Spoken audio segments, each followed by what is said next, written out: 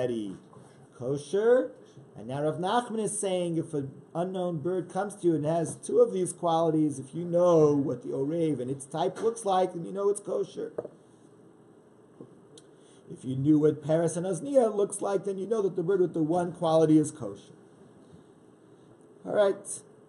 Says the Gemara further. Amar Meimar says, now the halacha. Hilchasa. The halacha is like this. Ofa baba siman echad. A bird that comes with a single kosher quality, just has a crop, it just has a cork of a niklaf, it just has an extra finger, it is already tahar, it is already kosher. And even if you, the guy who's looking at it, aren't an expert in Paris and Osnia, as long as it's a bird that is not a dores. So what is the definition of dores? So we've said till now, Rashi's explanation was, till now, that the bird puts its foot down, lifts the food up with its front leg, front claw, and eats it. But if you look at the Rashi here, he has a different explanation. V'hani mili d'lo daris. This is so long as it's not a dores, says Rashi. If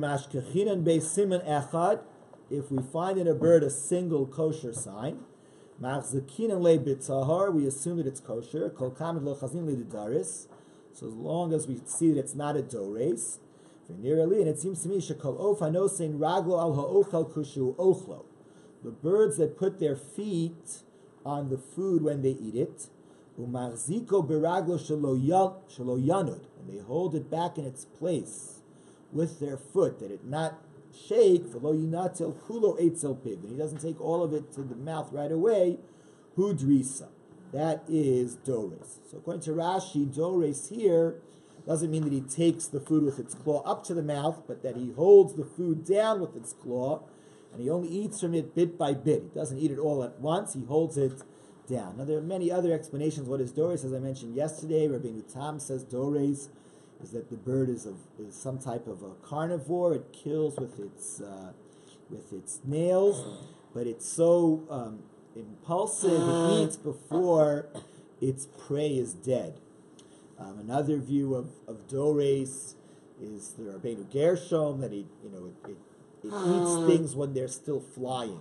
So when let's say something else is flying, it snaps it out of the air and eats it when it's still flying. So the bottom line is like this. What the Gemara is going to explain is that Paris and Osnia, remember, we're given Hashem told us about them when we were in the desert. These are desert birds. When people live in settled places, you live in a city like Yerushalayim or Hebron, you don't usually have the Paris and Osnia. So therefore, if you have a bird that shows up with a single sign, even though you don't know what the Paris and Osnia are, maybe it's Paris and Osnia, you can assume it's not Paris and Osnia because they're not likely there. And therefore, with just a single sign, it's kosher as long as it's not a dores. But if it's a dores, then it is not kosher. Amar le Rav Ashi le'ameimar. Rav Ashi said to Ameimar, I had Rav Nachman. What about Rav Nachman? Rav Nachman said if it showed up with two signs, it's kosher if you know what the raven is. And if it shows up with a single sign, it would only be kosher if you know what Paris and Osnia are like. You're saying you don't even need to know what Paris and Osnia are like. Amalei Sameimar said, Lo Shmiali, I never heard the idea of Rav Nachman. In other words, Chlomar Lo Svirli. In other words, I don't agree with it. So why? Because Ma'ika, what is there to worry about? Mishum Paris v'Osnia. If something shows up with a single sign, maybe it's a Paris, maybe it's an Osnia. The answer is, Lasnu b'Yishuv. Paris and Osnia are not in settled places, they're in the desert. So if you're in a settled place, you know it's not the Paris and Osnia. So therefore, if it has a single sign, it's kosher, as long as it's not dores. Okay. The Torah says, in regards to the purification of the Mitzorah, the Kohen takes for the Mitzorahs becoming pure, Shtei Tziporim Chayos Tehoros. Two birds that are alive and that are kosher. All right, so Rav Yehuda said, Ofa Mesaret, a bird that scratches, it scratches through flesh, kosher l'taras hamitzora. That could still be kosher in terms of using it to purify mitzora. It's a kosher bird. The zoe snunis levana, and this is the white swallow. Shenech lekuba. Rebbe Lezer and the Chacham have an argument about it. According to Rebbe Lezer, it's min orev. It's part of the orev, and it's not kosher. So therefore, if it's not kosher, it couldn't be used for the mitzora. According to the Chachamim, it's not min orev. It's not the type of the orev. It doesn't live together with the raven, and it is kosher. Amar said like this: when we talk about snunas levana, we're talking about a swallow which has a white stomach. So if it has a white stomach, no, I disagree. I don't think there's an argument about that. Amar said if it has a white stomach, there's no argument. Everybody agrees it's kosher. The argument is with the Yeruka krese, with a stomach that is greenish, yellowish. Sometimes yarok means yellow. Rebbe Lezer holds that type of a stomach is the raven type. For Rabbanan Shari, the Rabbanan hold it's mutter. It's not the raven type. It's not kosher. It is the raven type. Mar Zutra had the following version of what Amemar said. B'diruka krese, if the stomach is yellowish, greenish. Everybody agrees it's not allowed. Where's the argument? If the stomach is white. Rabbi Lezer holds that it is snunis levana, it is min orev, it's the type of the raven. Rabbanan sharu, and the rabbis say it is allowed. That it is allowed. So Mara says, I can understand if you're saying that they're arguing about a swallow with a white stomach. That's why we said in the Brisa, Zohi Snunis Levana. This is a reference, according to Belazer, when it says let me know, it's a reference to the white swallow, because it's got a white stomach. If you're talking about, if you say that they're arguing about a greenish stomach, Zohi Snunis Levana. So why is it called a white swallow? It should be called the green swallow. It should be Snunis Yeruka. Why Snunis Levana? The answer is because sometimes they become black. To exclude the swallows that hide in houses, so that they are black. So the whitish one, in other words, the one that's not black, but really it's not white, it's really green. Rabbi, what's the meaning of sionit? Snunit? Yeah. We were saying a swallow. It's a type of bird. Swallow. That's the type of bird. Yeah. I don't know why in Iran they call Magen David sionit. Why they call them sionit? Maybe because of Zionism. Because the Zionism. Okay. So there was Sionit. This is Snunit. With this Z, that one right. is okay. This is Sion. Okay. The Torah tells us that when a person brings a korban, either a chatza sa'of or an ola sa'of, so the options are Torim and the Bnei Yonah. The options are the turtle doves and the Bnei Yonah, the pigeons. Amar Rachva, Amar Rav Yehuda, Rachva said in the name of Rav Yehuda, the tasil. I don't know what that is. It's some type of a creature, some type of a bird. Do they have an explanation for tasil, or just call it tasil? Tasil. The tasil. Pasal mishum torin cannot be used as a tor. It's when it's older, you're allowed to bring torim. The turtle doves, you can't use them. It's not a turtle dove. But when it's very young, you can use it as Bnei Yonah, as a pigeon. The Atzifi, this bird called Atzifi, and Torin Shel Rechava, the Torin of the place Rechava, Ksherin Mishum Torin. So those are birds that could be Torim. They are included in Torim. So when they are mature, when they're 2, you can use them. So Mishum Bnei Yonah, you can't use them when they are young, when they're only 1 year, like the Bnei Yonah, which can be brought when they're young. Rav Daniel bar Rav Katina, Rav Daniel, the son of Rav Katina, asked, we learned, Hala Ophos, Hoslim b'mei chatas, Chutz min hayona, mipnei shimotzetzes. All birds, we know that the water, the spring water that's going to be used in together with the ashes of paraduma to sprinkle on someone who's tamei mace to remove his impurity, that spring water cannot have had any malacha done with it. It cannot have been used for any work. So the halach is that all birds will ruin mechatas, because the way birds drink water is that they slurp it, and a lot of it slips back out.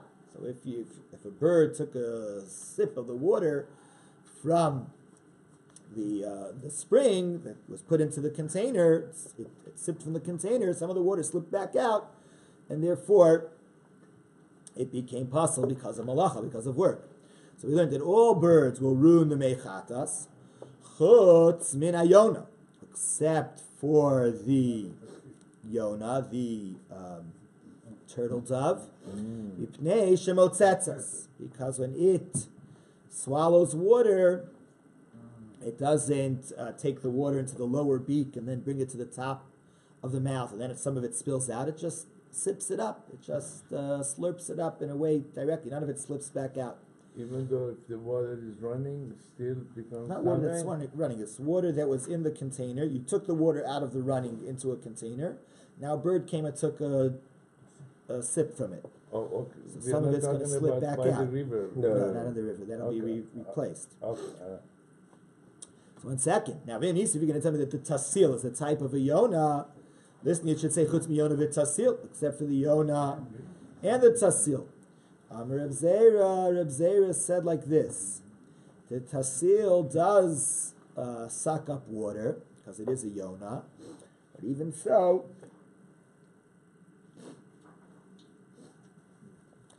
zemotze tzumeki, the tasil sucks water and it throws some of it back out. Whereas the yona just sucks the water and it doesn't have any of it dribble back out, and that's why the yona is the one that if it would drink from the container of water, it wouldn't disqualify it. But we didn't say that about the tasil, because the tasil, since when it drinks, some of the water comes back out. So when that water comes back out, it's water that malacha was done with it. Therefore, the tasil would in fact disqualify spring water that's in a container from being used as mechatas. All right, now some more birds. Rabbi Yehuda said, "Hani kufshani tzutziani." These birds of a place called Tzutziani. Sherem legabi mizbeach ve'ein torin shel rachva. They are kosher for the mizbeach. These are the torin of rechava. Let's ask the Gemara Meisvei. I'll challenge you. We went in a brisa. Torah says that we're supposed to use an azov, the hyssop branch, to purify a mitzorah. So Torah talks about an azov. So we went in a brisa. Azov. V'lo azov yom. That means it can't be the hyssop of yon. V'lo azov kochali, not the hyssop of kochali. V'lo azov romi, nor the hyssop of Rome. V'lo midbari, nor the desert azov.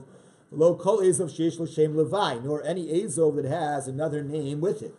So if so, when we say azov, it means just azov and not azov of some type. So when it says torim, it should be just torim and not torim of some type. How can torim shel ruchava, which have a shem levi, that have an accompanied name, how can they be okay? Abaye answered, Kol shenishtanish mo kodem matan Torah. Let's say something like Azov Yon. So that's already before the Torah was given. There were things called Azov Yon, and the Torah talks about Azov. So you know that the Torah is saying Azov, but not Azov Yon. Pita Torah love. Then Yesh lo shem levi, puzzle. If it has an added name, it's puzzle. But hani, these things, Torah and Shel Rechava, they weren't known that way before the Torah was given. Lo nishtanish man kodem matan Torah. They didn't have that name before the Torah was given. So the Torah says Torah. It doesn't mean Torah, but not Torah and Shel Rechava. Torah and Shel Rechava were included. Rava said, Hani kufshane tzutziani. These Torin that are called kufshane tzutziani, vasrayu in their places, stama kariluhu. They just called... It's true, we call them Torin Shel Rechava, but in their place they're just called Torin. In Rechava they just call them Torin. So therefore they are included in Torim. All right, now we move on from birds to grasshoppers. Rabbi Yehuda said, "Hani krazi de bechilfi." These grasshoppers that are between the thorns, sharu, they can be allowed. They can be eaten. They're kosher. They kravi, the grasshoppers in the cabbage, asiri are not kosher. Ravina said, if somebody eats a grasshopper that's not kosher, the grasshopper of the cabbage, Malkin alayim mishum sheretzov. You get malkos for the sin of eating the rodents that fly. Okay, now going back to birds. Vam Rav Yehuda said, tzrada. There's also another type of bird. Do they have a translation for tzrada? No, just tzrada. Tzrada shari. Tzrada is allowed, but barda is usher, is not allowed. Do they translate barda? No. Also not. V'simanach, and the way to remember it, right? How are you going to remember it? Tzrada is allowed, barda is not allowed.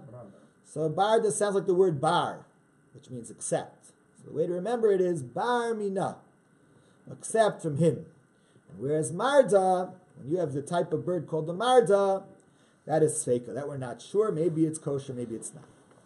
Rav Asi said, Shmona sveikos. There are 8 types of birds, and each of them we're not sure if it's kosher or not. Chuva, chuga, suga, harnuga, tushlami, marda, kochilna, and bar nafcha. Gemara says, my sveikai, what's the suffix? What's the doubt? Ofus tahorin. Gemara explains, Ofus tahorin, korkava niklaf. The kosher birds, the inner stomach, easily peels off. You use your fingers, you just peel it right off. Tzmein, we said that the non-kosher birds ain't korkava niklaf. They don't have that aspect. Their stomachs, let's say the nesher, doesn't peel off easily in the gizzard. Now these 8 birds, the chuva, the chuga, the suga, the harnuga, the tushlumi, the marda, the kochilna, and the bar nafcha, korkva niklaf besakina. If you use a knife, then you could separate that skin. So it is niklaf, it is peeled off, but it's not peeled off by fingers, it's peeled off with a knife. So that's the question. Is that enough to make it kosher? Now, Rashi says, these birds have the other simane tahara. They're not dores, they have an extra finger, and they have a zefek. And that's the question, but this korkavan, that's the issue. That's maybe peeled off or not. We're not sure if it's peeled off. What in the stomach you have to peel it off? There's an inner stomach which easily is peeled. We call it the skin, the gizzard, the korkavan. Oh, I see. Then it's a kosher. That's a sign of a kosher.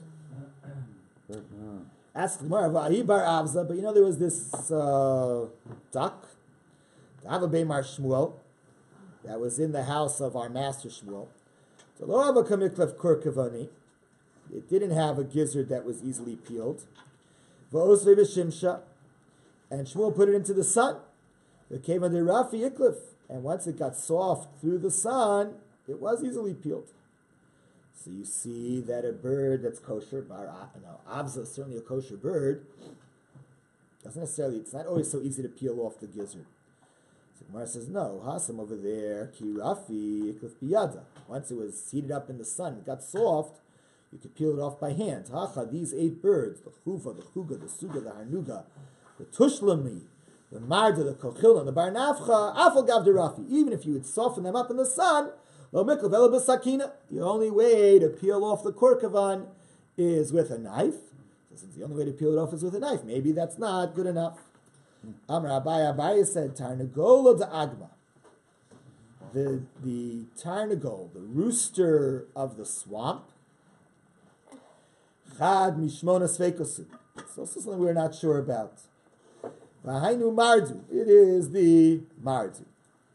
All right. Some more things about birds. Amar Papa said, Tarnagola de Agma, the rooster of the swamp, Asira. It's not allowed. It's not kosher. Tarnagol to de Agma, the chicken of the swamp, in other words, the female chicken of the swamp is sharia, is allowed. This simanach, the way to remember this halacha, is think about Ammoni v'lo Ammonis. We know that if a person converts from the nation of Ammon to the Jewish people, if he's a male, Ammoni, lo yavo Ammoni b'Kal Hashem. The Ammoni cannot marry into Kal Hashem. If it's a female, she could join in, like Rus, like Naama. So remember this too. Ammoni v'lo Ammonis. When you think of the chickens of the swamp, you say Tarnagol v'lo Tarnagolta. Tarnagolta v'lo Tarnagol. The female, yes, but the male not. Darish Merema.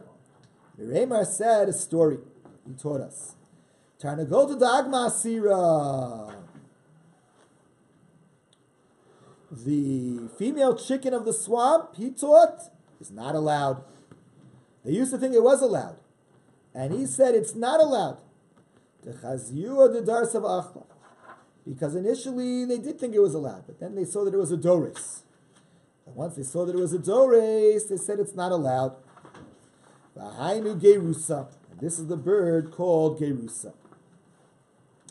Amar Rav said, Shavur and Darpata, the bird called Shavur, Shari, that is allowed. Piruz and Darpata, the bird called Piruz of Andarpata, is asr, is not allowed. The Simanach, the way to remember it is Piruz Rashi. Piruz, this was a guy apparently, his name was Piruz, and he was known as a Rasha. So Piruz is a Rasha, so the bird, Piruz Andarta, is the Rasha, it's not allowed, it's not kosher. Amar Ravuna said, a bird called Bunya, Shari is allowed. A bird called Parva is asr, is not allowed. The Simanach, and the way to remember it is Parva Amgusha. There was this guy Parva who was a magician. He used to do all sorts of magic. Just like Parva, he was a bad guy. So this bird is a bad thing. It's not allowed. Amar Rav Papa, the Rav Papa said, Mardu Zagid Va'achil is the name of a bird. Mardu Zagid Va'achil.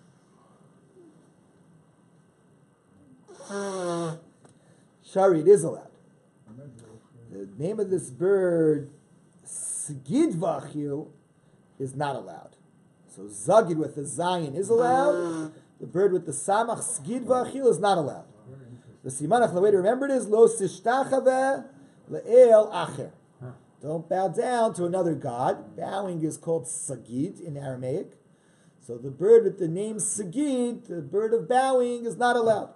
The bird with the name Zagid is allowed. Amar Shmuel said, Shasya Chamra, the bird called Shasya Chamra, drinks a lot of wine. Asira is not allowed.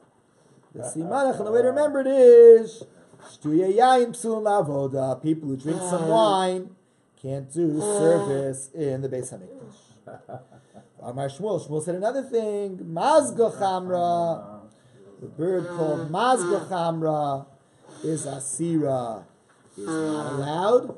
Bas Mazga Chamra, whereas the bird called the daughter of Mazga Chamra, that was the name, Bas Mazga Chamra, Shari, it is allowed.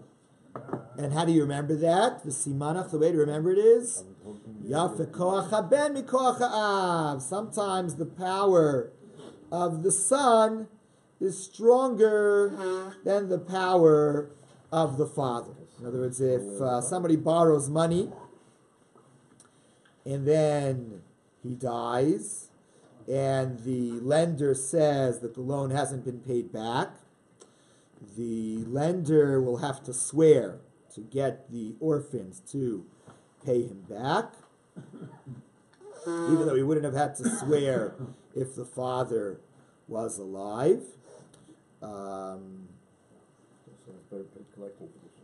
The Ben is the son is in a better condition than the father. So remember that halacha, the son is in a stronger position than a father. So remember that this bird, Bas Mazga Chamra, is allowed, it's kosher, whereas Mazga Chamra is not allowed. I saw an interesting thing in a book that I saw online on this portal Daf Yomi. The earliest time for Tal since today is 6:17. That the Gemara yesterday and today speak about like the ultimate non-kosher bird is the nesher, is the eagle. Right? So we said that the nesher has no kosher characteristics, and that's why Rabbi said if a bird has a kosher characteristic, it's not a nesher and it's kosher. The ultimate non-kosher bird is the nesher. And apparently the nesher is a dores, etc.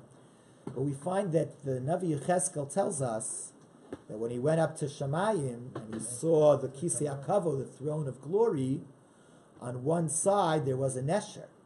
There was a nesher, right? One side was an aryeh, a lion, a nesher, an adam, and a shor. So if this is a non-kosher bird, and it's the ultimate non-kosher bird, why is it on the Kisei HaKavod? Why is it on the throne of glory? So there's a book of Kabbalah written by the Ramami Panu. And the Ramami Panu says that some things we're not allowed to do because they're lowly and they lower us. But there are other things that we're not allowed to do because they're too high. They're too high for us to do. And we're not strong enough to reach that high. So he suggests that the reason why we can't eat the nesher is that the nesher is a representative of such a great holiness that we're not able to reach there. And maybe that's why it's unique. It's mentioned explicitly. It's the nesher. We learn laws from it because the nesher comes from the Kisei HaKavod, from God's throne of glory. Anyway, that's something that I saw.